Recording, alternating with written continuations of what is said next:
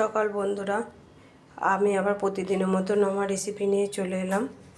আজকে রেসিপি হলো ঝিঙে আলু পেঁয়াজ দিয়ে পোস্ত হবে, আলু উচ্ছে পেঁয়াজ ভাজা হবে, মাছ আলু পটলে ঝোল হবে। এই যে মাছ নুন হলুদ মাখানো আছে, কাতলা মাছ।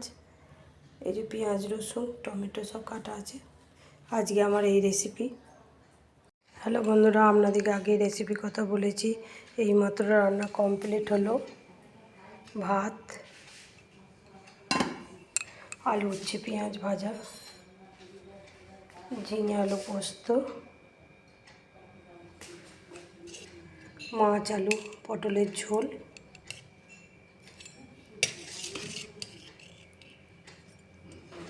টমেটোর চাটনি। আজকে আমার এই মেনু। আপনাদের যদি ভালো লেগে থাকে লাইক শেয়ার কমেন্ট করে দেবেন। ধন্যবাদ।